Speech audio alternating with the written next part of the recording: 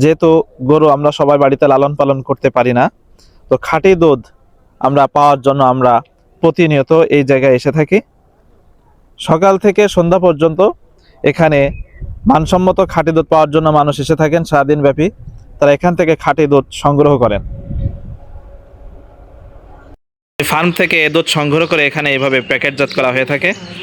এই যে আমার দুই চাচা এখানে আছেন, তারা এখানে দুধ প্যাকেটজাত করছেন।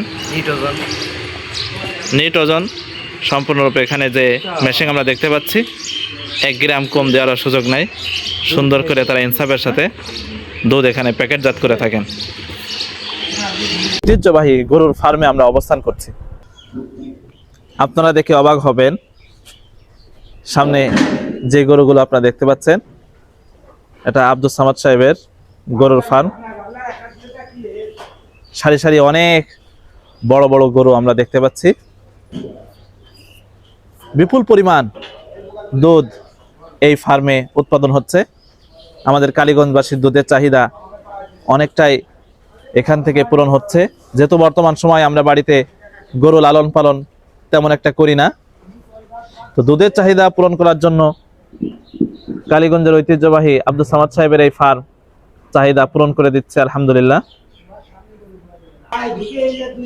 এখানে ছোট ছোট গরুর বাছুর, যেই গরুগুলো দুধ দিচ্ছে সে গরুর বাছুরগুলো আলাদাভাবে এখানে রাখা হয়েছে, যাতে বড় গরুর চাপে তারা কষ্ট না পায়। এতগুলো গরুর দৈনিক খাবার প্রস্তুত করার জন্য এখানে 2টি মেশিন আমরা দেখতে পাচ্ছি। এই অটো মেশিনের মাধ্যমে বিচলি কেটে গরুর খাদ্য তৈরি করা হয়।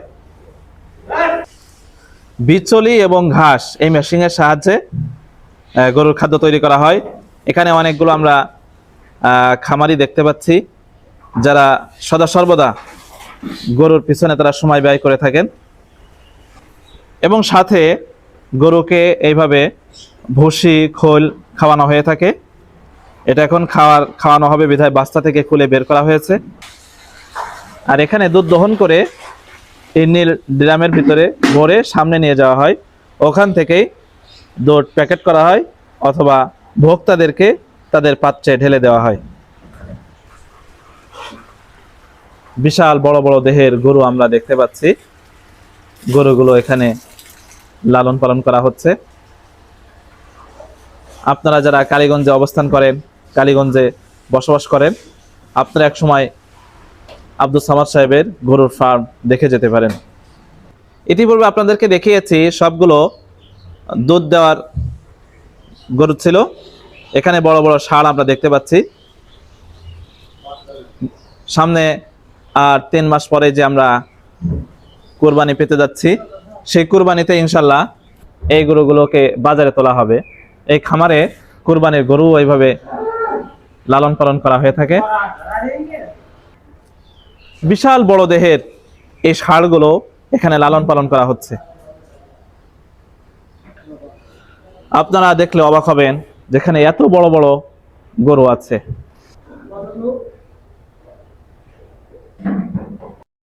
দুধ দানকারী গাভীগুলো মনের সুখে এখানে খাবার খাচ্ছে। সদা সর্বদা তাদের খাবার শেষ হওয়ার সাথে সাথে খাবার দেওয়ার জন্য প্রস্তুত রয়েছে এই খামারের রক্ষণাবেক্ষণকারী আমার ভাইয়েরা। সারি সারি একই জাতের গরু এখানে আছে। এই গরুর প্রতিনিয়ত এক একটি গরুর দৈনিক 20 থেকে 30 কেজি, কোনো কোনো গরুর 35 কেজি পর্যন্ত দুধ হয়ে থাকে। আলহামদুলিল্লাহ, আমার যে ভাইদেরকে সামনে দেখতে পাচ্ছেন, আমার এই ভাইয়েরা সদা সর্বদা এই গরুর রক্ষণাবেক্ষণ, তাদের লালন পালনের কাজে নিয়োজিত থাকেন।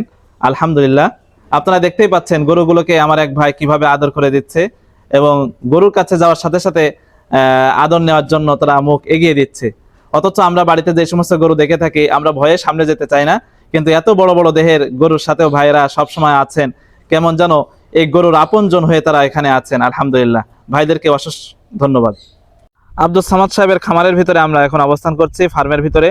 বড় যে পুকুর আমরা দেখতে পাচ্ছি, পুকুরের চারিপাশ সুন্দর করে পাকা করে দেওয়া হয়েছে।